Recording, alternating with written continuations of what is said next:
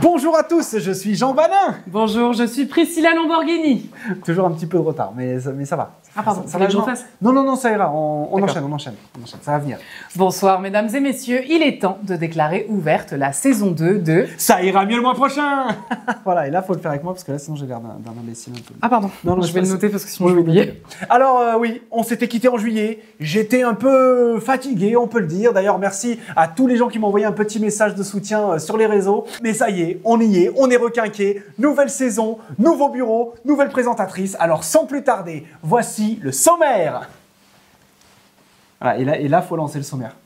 Il y avait un indice, hein, c'est quand j'ai dit sommaire. Je sais pas ah oui, non, d'accord, pardon. J'y vais. Voilà. Alors, mesdames et messieurs, pour commencer, nous allons faire le bilan de l'actualité de ces derniers mois. Nous recevrons l'invité du mois de septembre. Il y aura également la rubrique Santé Bien-être avec le docteur Jason Mustapha. Également la rubrique Remettons-nous les idées en place. Mesdames et messieurs, il est temps maintenant de déclarer la saison 2 de Ça ira mieux le mois prochain ouverte et de lancer la première rubrique. On fait le bilan. Calmement.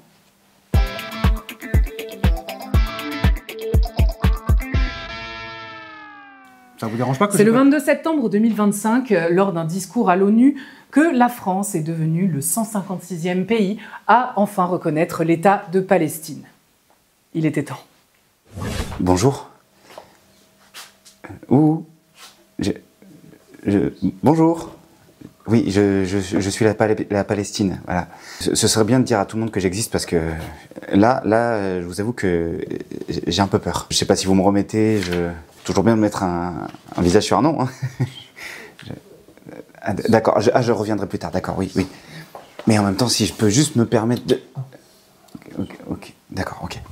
Non, est-ce qu'on peut vraiment dire quelque chose? Parce que là, je vous avoue qu'on se fait gentiment marcher dessus. Et alors au début, non mais regardez ça quoi. Enfin, je veux dire,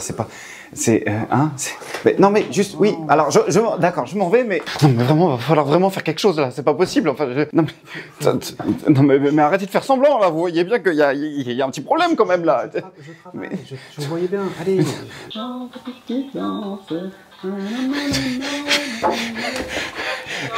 S'il vous plaît, aidez-moi.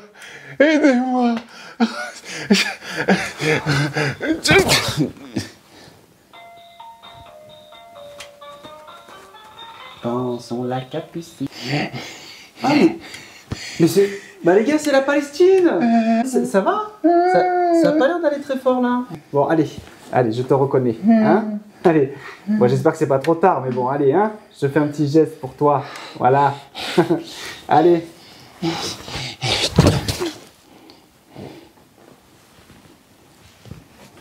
Quand même.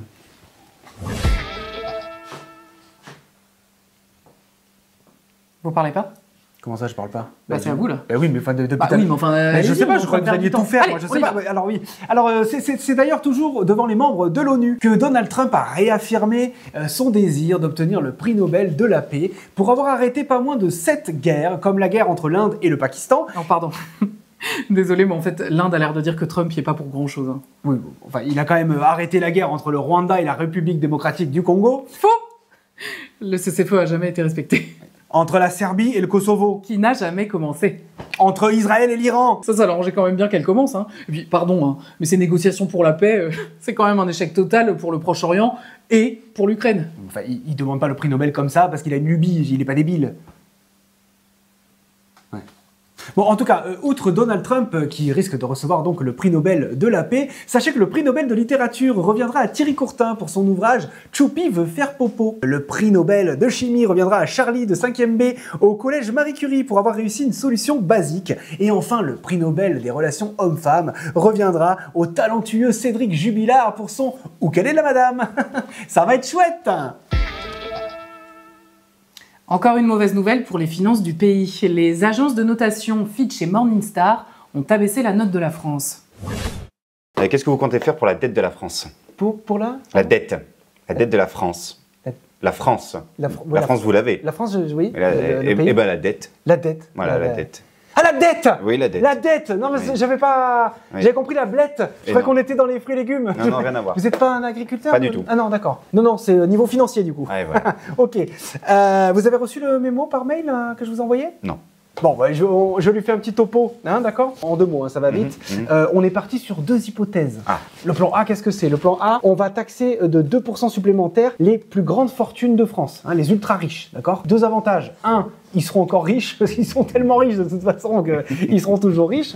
Et en plus, on récupère, à peu près d'après les calculs, 20 milliards, d'accord? 20 milliards d'euros, ça déjà c'est pas mal. Ensuite, on va faire la guerre aux fraudes fiscales. D'accord, aux vraies fraudes fiscales, attention, hein, ceux qui cachent leur argent. Et là, attention, tenez-vous bien, on va récupérer entre 30 et 100 milliards. 100 milliards avec la fraude fiscale. Hein, on est les champions du monde de fraude, nous. Donc, si on y va, on les trouve, hein, les milliards. Ça, c'est sûr que... Ensuite, on va arrêter les aides aux entreprises. D'accord, les aides aux entreprises, aujourd'hui, c'est 270 milliards. Alors, bien sûr, on continuera à aider les petites entreprises, évidemment, qui en ont besoin, ça, on n'a pas de problème. Mais par contre, sur les grandes entreprises, on va arrêter. Pourquoi? Parce que eux, au lieu de rémunérer mieux leurs employés, qu'est-ce qu'ils font? Eh ben, ils se font des dividendes de plus en plus gros.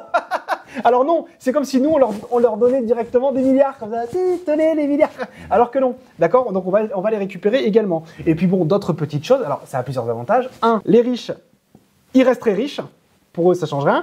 Et les pas riches, les pauvres, hein, comme on appelle ça, eh ben, ils resteraient pauvres, mais bon, ils ne verraient pas la différence, puisque finalement, ce sont un peu les plus riches qui paieraient. On resterait pas riches, mais pareil, pas moins riches. Hein, voilà.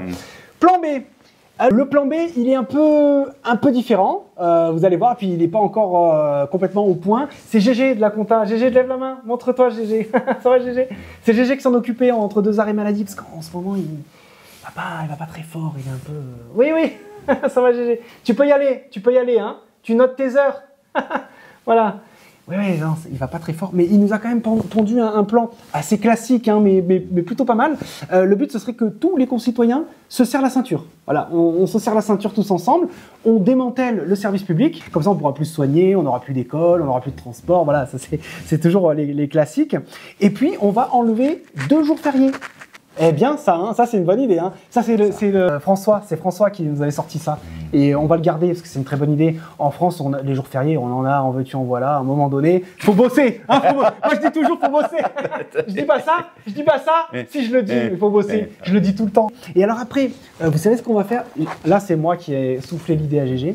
Qu'est-ce qu'on va faire? On va faire une petite fête tous les dimanches, une sorte de procession costumée, où à la fin de cette procession, chaque citoyen nous donnera 5 €. 5 €, comme ça, directement dans nos poches. Et en même temps, ce sera l'occasion de faire la fête. C'est ça qui est génial, parce que moi, j'adore me déguiser. C'est un truc pour rassembler un petit peu les Français. Par contre, il y aura une perte de 5 € de pouvoir d'achat sur les Français. Mais on a trouvé une solution. On va le compenser par un jeûne. On appellerait ça les mercredis du jeûne. Tous les mercredis, tout le monde jeûne.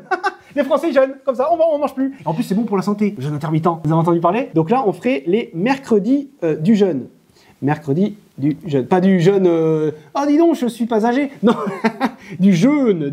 Avec tout ça, là, on devrait pouvoir récupérer entre 6 000 et 200 000 €. C'est pas trop mal quand même, hein, c'est pas trop mal. Alors, c'est sûr que les calculs, ils sont pas super précis parce que c'est vrai que là, GG, il rentre de vacances. Septembre, c'est la rentrée. C'est vrai que pour reprendre le rythme et tout, vous savez, vous êtes parti en vacances, vous? Non.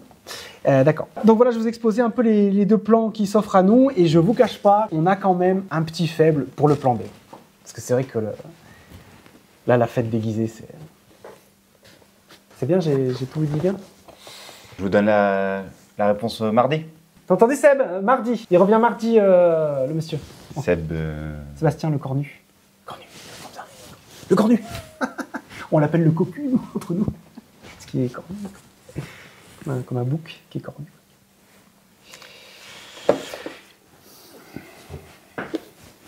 Je crois que ça lui a plu, là, la fête costumée, à mon avis, va venir. Super, Seb, t'es le meilleur. Allez, on compte sur vous pour faire un petit effort. Alors Priscilla, vous ne le savez peut-être pas, mais j'adore les jeux, et notamment les quiz. Et après avoir passé l'année dernière à faire des qui suis-je, cette année, j'ai décidé de tenter une petite expérience là pour cette première émission. Nous allons faire un qui c'est qu'a dit. Vous êtes prête? Prête. Alors c'est parti.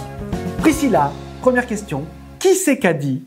La peine de mort doit être mise en œuvre et les peines capitales devraient être publiques, rapides et télévisées.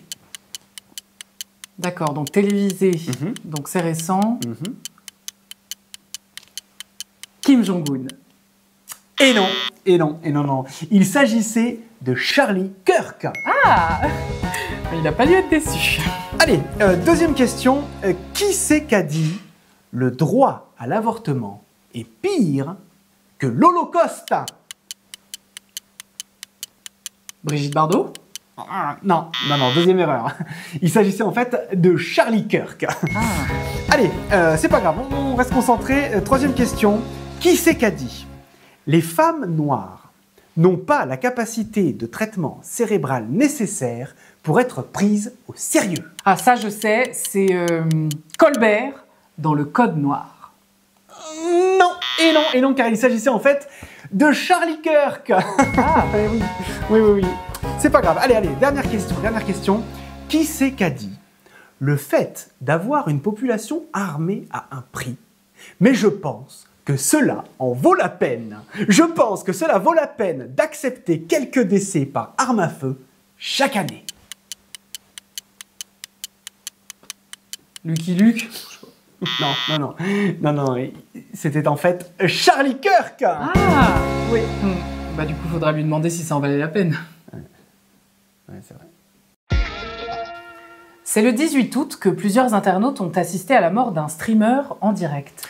En effet, lors d'un live qui durait depuis 12 jours, où il subissait humiliation, privation de sommeil et séquestration, Jean Portmanov est décédé. Montré du doigt pour son comportement immoral, nous avons pu rencontrer l'instigateur de tout cela, Owen dit Naruto.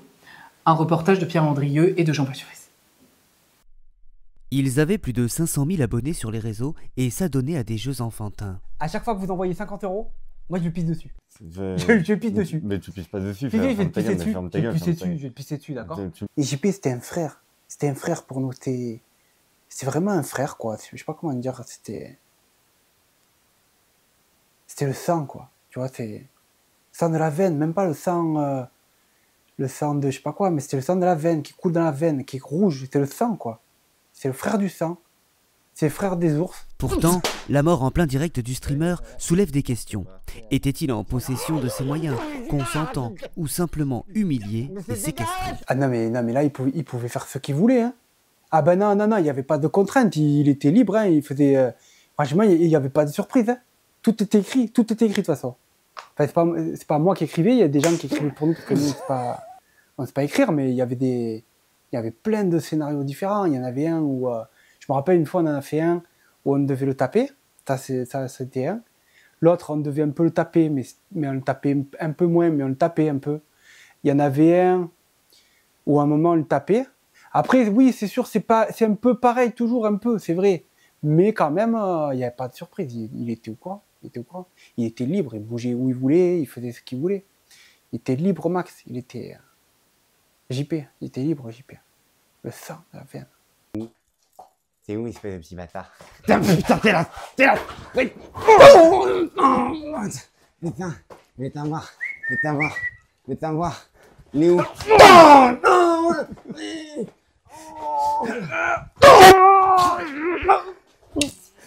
Alors, bande de petits bâtards, qui c'est qui a gagné? Je vous l'avais dit ou pas? Allez, vous envoyez l'argent là de ceux qui ont perdu là. Hein? Allez. Non, mais en plus, JP, il avait tout le confort ici. Il était confortable, il était très confortable. C'est moi, je lui avais aménagé sa petite chambre et tout. Il me disait, c'est comme à la maison, c'est cocooning, c'est bien, quoi. Parce que je sais, après vous, les médias, ce qui se passe en ce moment, ce que vous dites sur nous, tout est faux ce que vous dites sur nous. Parce que là, en ce moment, les spéculations vont bon train. Hein, ouais, non, pardon, c'est parce que je n'ai pas l'habitude de tous ces mots-là. Mais franchement, venez voir, parce qu'après, vous pourrez dire la vérité. Venez voir. Voilà, comment voulez-vous qu'il se sente mal ici? Il avait tout le confort qu'il faut. J'avais même mis un petit oreiller, quand il avait faim, voilà, il avait ses trucs et tout, franchement. Vous voyez? Après, on nous tombe dessus, nous. À 1000 €, hop, je te coupe un membre. Je te coupe un truc. Peu importe. Un doigt, une bite, ce que je veux. Mais franchement. Ce que je veux, ce sera la surprise. Tu fermeras les yeux, ce sera la surprise. Soit les gens vous envoyez 1500 € et là, Je lui fais un petit trou dans sa petite caboche là. Juste là. Arrête, Un petit trou, arrête. Donc ça y est, vous avez choisi. C'est super. On a les 1500 €. C'est une bande de fils de pute. Ouais, ta gueule. C'est les gens, ils t'ont choisi. C'est comme ça. C'est la démocratie. Ferme ta gueule, c'est pas la démocratie. Donc, comme on a même dépassé. De toute façon, tu vas finir tout ça, c'est pour ça que tu te fais chier. Franchement, et tu sais quoi, c'est parce que c'est grâce à moi que c'était là, d'accord? Donc ferme ta gueule un peu, ferme ta gueule. C'est pas grâce à on a dépassé les 1500 €, on a dépassé 3 fois, donc ce qu'on va faire, on va lui faire 3 petits trous dans sa petite caboche. Ça va être super, allez, JP. C'est grâce à moi. Et tout cet amour que je lui donnais, moi, je vais donner à qui maintenant? Je le donne à qui? C'est dur, quoi. Parce que c'était le sang, quoi. Avec ta tête d'enculé là, tu sais quoi? Vas-y, casse-toi, vas-y, c'est quoi, casse-toi, arrête, vas-y, casse-toi, c'est bon quoi, c'est bon. Eh, vous savez quoi? Vas-y, viens, là. Eh, vous savez quoi? Putain, vas-y. Vous savez ce que je vais faire? Viens là. Vous savez ce que je vais faire? Je vais l'enfermer. Je vais l'enfermer. Teddy, tu fermes ta gueule, Je vais l'enfermer dans... Oh! Je vais t'enfermer dans la chambre. Et les gars, vous m'envoyez 10 €. À chaque 10 €, il reste 1 heure de plus enfermé dans la chambre. Payer 10 € maintenant, tu vas-y, quoi? Vas-y. Tu bâtard. Va dans ton trou là. Et je crois qu'au final, il a eu la vie qu'il voulait. C'est ça le principal, quoi. C'est un peu comme ça que je me console. Je me dis qu'au moins il aura été heureux ici. Il aura bien rigolé, quoi. Et on le voyait tous les jours, il avait le sourire, il rigolait, quoi. Ça, c'est le sang, quoi. C'est le sang qui rigole. Bon, les gars, vous avez déchiré. Ça fait 4 jours que JP il est enfermé. Franchement, on n'a jamais vu ça. On est sur un record du monde. Donc, du coup, qu'est-ce qu'on a fait? On a lancé la cagnotte pour la surprise et vous avez atteint la cagnotte de 1500 €. Donc, ça y est, c'est fait. On a la surprise qui est là. Et j'ai fait venir Pipolo. Ça va, Pipolo? Pipolo. Ok, je crois qu'il va bien s'occuper de JP pendant 2 heures, ça va être trop bien. Pipolo. Allez, go, Pipolo. Pipolo. Non mais c'est sûr que maintenant j'ai compris la leçon, voilà. C'est sûr, on ne fera plus jamais ça à quelqu'un d'un peu fragile, quoi. On ne fera plus, ça c'est sûr. Anniversaire, joyeux anniversaire. Joyeux anniversaire, JP. C'est pour ça que là, on est allé kidnapper 2 petites filles de 6 ans hein, qui sont comme il faut, quoi. Bien nourries, bien élevées. Ça, c'est important, bien élevées. Elles n'ont pas de problème d'allergie, de diabète. Non, c'est plus robuste, les enfants. Puis ça vivra plus longtemps, c'est bien. Ça va devenir les 100, c'est sûr. Ce sera les 100 avec nous, ça.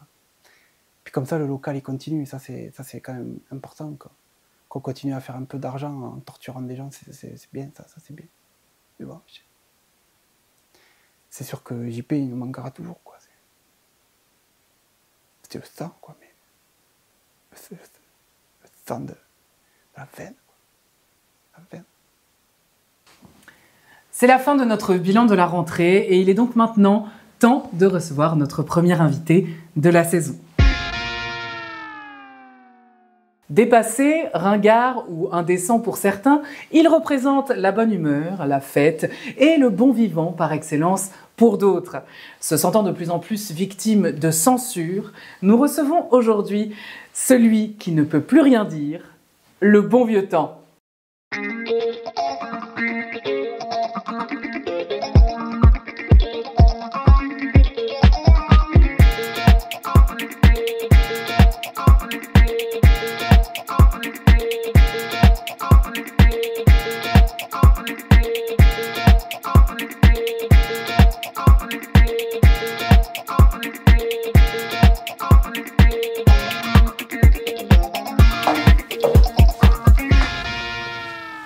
Bonjour le bon vieux temps. Salut. On peut rigoler un peu, hein. Et en tout cas, on est bien accueillis ici. Hein. Vous êtes la speakerine. Il est où le journaliste là qui doit m'interviewer? Bah c'est moi. Ah ouais, c'est vous. Ah bien sûr. Comme quoi on peut être bien gaulé et rigolote. Hein. Allez, il est où? Non, mais c'est moi. Attendez, on est chez les wok là ou quoi là? C'est quoi ce... Pardon? La dite camion? Non. Ah, c'est bien ce que je disais. Bon. Ouais. Alors... Le bon vieux temps, vous êtes un personnage assez clivant. Vous avez eu une brillante carrière depuis le début des années 50 pour atteindre son apogée dans les années 80-90. Mais depuis quelques années, vous êtes en grosse perte de vitesse. Et au lieu de vous réinventer et de vous laisser porter par les évolutions de la société, vous faites de la résistance. Monsieur le bon vieux temps, pourquoi ne pas lâcher prise? Non mais attendez, c'est pas moi de lâcher prise, hein. C'est plutôt à tous les coinsos qui ont un balai coincé dans le cul. Et on vous voit les coinsos, hein, parce que c'est propre derrière vous. Je dis ça rapport au balai, là, qui dépasse. Ouais, franchement, non mais attendez, à l'époque, on n'était pas comme ça. Nous, à l'époque, on savait se marrer, hein. Attendez, on pouvait dire à Whitney Houston qu'on avait envie de la baiser en plein direct à la télé. On se moquait des bamboulas, et dès qu'on rejoignait les loges, on pouvait se ploter 2-3 gamines. Putain, c'était la vie, ça. Hein, maintenant, pour une malheureuse pipe au Cap d'Agde, on se fait emmerder, franchement. Ah non, non. Le problème, c'est pas la pipe. Le problème, c'est qu'elle a été faite en plein concert, devant des gens et devant des enfants. Est-ce que vous avez vu la gueule de la femme qui l'a sucé? C'était surtout ça le problème. Oh, le cajot. Oh, putain. Quelle classe, tout ça parce qu'elle est vieille? Ah, j'ai jamais dit qu'elle était vieille. Bon, écoutez, vous refusez quand même de voir l'évolution de la société. Par exemple, vous trouvez pas que le mouvement MeToo, la libération de la parole des femmes, c'est bénéfique? Ah non, mais elles sont mignonnes à faire ça, mais j'ai pas attendu MeToo pour être féministe, hein, pardon, hein. Vous pouvez demander à mes 18 ex-femmes, franchement, il y en a pas une qui aurait quelque chose à redire sur moi. Et je vais vous dire même un truc, on était les premiers féministes, nous madame. Eh ben ouais, parce que nous, on leur a donné du boulot aux bonnes femmes, hein. Alors c'est sûr que, avant de leur donner du boulot, on leur donnait également du plaisir, si vous voyez ce que je veux dire. Mais, hein, et on les oubliait pas en plus. Parce que dès qu'on les croisait dans les couloirs, on avait toujours un petit geste amical. Hein? Alors, vous voyez? Pourquoi vous êtes en guerre contre cette envie d'évolution? Je suis pas en guerre contre cette envie d'évolution, qu'est-ce que vous me racontez? Mais est-ce que vous, ça vous ferait plaisir là de vous taper une féministe avec les cheveux courts, qui sent le quinoa avec des poils sous les bras? Franchement, c'est pas très bandant. Bon, c'est pas vraiment ça qu'on leur demande, hein. Ouais, c'est ça, vous avez tout compris à la vie, vous. Elle est rigolote. Elle dit de camion. Non, toujours mais pas, elle non. dit de camion, ça va. Arrêtez avec ça. Oh, putain. Bon, vous savez, moi, ce que je pense, c'est que derrière votre « on ne peut plus rien dire » se cache un petit soupçon de racisme, d'homophobie. Vous seriez pas un peu rétrograde? Alors là, je peux pas vous laisser dire ça. Moi, le bon vieux temps raciste, moi, je suis désolé. À l'époque, on pouvait tout dire, d'accord, sans différence. On pouvait se moquer de tout le monde. Des putes, des nègres, des pédés. C'est bon, stop. Ouais. On a compris. Le problème, c'est pas que vous aviez pas le droit de le dire, c'est qu'on pouvait pas vous en empêcher. Non, attendez, moi, je vais vous citer un ami, mon meilleur ami, d'ailleurs, qui est noir, d'ailleurs, hein. Mais plus noir qu'un arabe. Et ben lui, qu'est-ce qu'il dit souvent? Il dit c'est-à-dire que le crapaud... Non, par contre, non, on va arrêter avec les accents, ça, on a dit non, stop. Et voilà, on peut plus rien dire, on peut plus rien faire. Quelle époque de merde. Elle dit de camion. Non, toujours pas. Dites-moi camion, ça va. Arrêtez avec ça. Arrêtez avec ça. Oh putain, quelle époque de merde. Monsieur le bon vieux temps, est-ce que finalement vous ne seriez pas devenu le bon vieux con? Oh putain, alors ça c'est vrai, on est con. On est con, et je suis pas tout seul, hein. Laurent Gérard, Michel Sardou, Patrick Sébastien, Pierre Ménès, et j'en passe, hein. Alors, on est encore une sacrée bande, hein. Malheureusement, oui.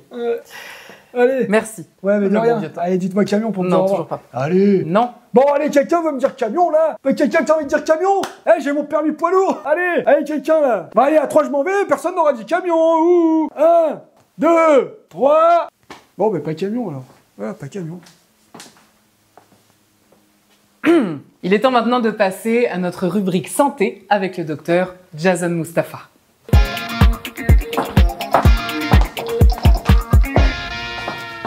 Bonjour Jason Mustapha. Bonjour Priscilla. Bonjour. Alors, de quoi allez-vous nous parler aujourd'hui? Eh bien, aujourd'hui, je vais vous parler de ce que beaucoup de gens mettent dans leur yaourt nature pour lui donner un meilleur goût. Je veux bien sûr parler... du sucre en poudre. Exactement. Est-ce que vous avez ce genre de produit dans vos placards? Oui, Priscilla? bien sûr. Eh bien, c'est une erreur. Le sucre en poudre blanc est un désastre pour la santé. D'abord parce qu'il n'a aucune utilité nutritive, mais ensuite parce qu'il est la cause de plusieurs maladies comme le diabète, l'obésité ou les maladies cardiovasculaires. Mais alors, que dois-je mettre dans mon yaourt? Eh bien, rien. Puisque pour votre santé, il vaut mieux ne pas manger ce yaourt. Ah bon? Et non, les yaourts nature sont faits avec du lait de vache et contiennent beaucoup de calcium. Vous risquerez alors d'être ballonné et pardonnez-moi d'avoir quelques flatulences désagréables. D'accord, alors sur quoi me rabattre pour manger une petite douceur en fin de repas? Un fruit peut-être?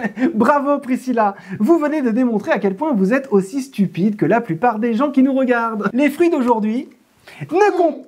tiennent plus assez de vitamines, sont souvent aspergées de pesticides ou contiennent des vers non comestibles par l'humain. D'accord, mais alors il faut donc se rabattre sur les légumes au cours du repas? Et voilà ce qu'il ne fallait pas dire, car comme tout le monde le sait, les légumes, quoi qu'on en fasse, c'est dégueulasse. Mais alors, docteur, que puis-je ingurgiter? Eh bien, le meilleur que vous avez à faire, c'est de ne pas manger. Alors, ça peut paraître un peu farfelu, dit comme ça, mais une étude de l'université de Harvard a montré que 100% des 18-63 ans ayant eu une intoxication alimentaire avaient contracté cette intoxication juste après un repas. Vous nous conseillez donc de ne rien ingurgiter? Non, 2-3 cuillères à soupe d'eau dans la journée, c'est largement suffisant. Mais attention, pas n'importe laquelle. Celle du robinet est évidemment à prescrire puisqu'elle contient parfois trop de calcaire, a un pH très peu souvent neutre et contient parfois de l'arsenic. Vous devez donc vous rabattre sur de l'eau minérale, mais attention, non stockée dans des bouteilles en plastique que vous devez filtrer dans un filtreur à charbon manuel pendant 48 heures. Pourquoi manuel? Afin de ne pas utiliser l'électricité de votre logement qui, je le rappelle, est bourré d'ondes et présente donc un risque d'électrocution et de mort certaine. Mais alors, sans nutrition, comment recharger les batteries du corps humain? Avec l'énergie solaire? Eh bien, c'est exactement ce qu'il ne faut pas faire. Les UV de l'astre solaire étant la cause de brûlures de la rétine, de cancer de la peau et de sudation, donc de déshydratation, vous devez l'éviter à tout prix. Le bon réflexe, c'est de fermer vos volets au moindre rayon solaire, de vous mettre dans la pièce la plus sombre et de vous allonger. Oui, de vous allonger dans un bon lit douillet. Et non, par terre. Car la plupart des matelas vendus dans le commerce sont une catastrophe pour le corps humain. Mousse trop molle, ressorts en sachet qui font pression sur le corps, mémoire de forme qui vous laisse enfoncer, sans compter les bactéries qui se développent dans le drap trop peu souvent lavé ou le risque de puces de lit. Eh bien, selon l'université d'Oxford, l'espérance de vie d'une personne dormant sur un lit est diminuée de 15 ans par rapport à une personne se reposant à même le sol, les genoux légèrement relevés, le bras gauche au-dessus de la tête et la tête au nord bien sûr. Très bien docteur, donc votre conseil pour rester en bonne santé est de ne plus bouger, par terre, dans le noir. Rassurez-moi, est-ce qu'on peut encore respirer? Mais bien sûr Priscilla. Ou alors vous pouvez vous mettre directement une balle dans la tête, car comme chacun sait, la qualité de l'air c'est fortement dégradée. Merci. Merci docteur Jason Mustapha pour vos précieux conseils. Respirer. Pourquoi pas mourir aussi, Priscilla. Il est temps maintenant de passer à notre rubrique « Remettons-nous les idées en place ».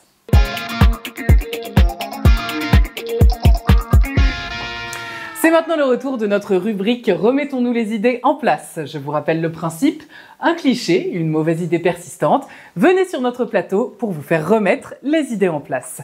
Aujourd'hui, mesdames et messieurs, je reçois Patrick Attardé. Oh, ça me fait plaisir d'être là, bonjour. Alors, et lui, comment il va lui? Il a passé de bonnes vacances? C'était bien? On a bronzé? On a rigolé? Oui, ça va, ça va. À chaque fois, je le taquine un peu, ça... Eh, mais dis donc, une nouvelle, alors? Ça me fait plaisir. Comme ça fait un peu des connaissances et tout, quoi. Alors... Très bien. Oui. Bon, Patrick. Oui. Quel est votre problème? Alors, là, je viens vous voir parce que j'ai vu un peu la condamnation de Nicolas Sarkozy et je pense un peu comme lui, parce que je l'ai bien écouté, qu'en le condamnant comme ça, non seulement c'était injuste, mais qu'en voulant l'humilier, eh bien, on a humilié la France. Voilà ce que je pense.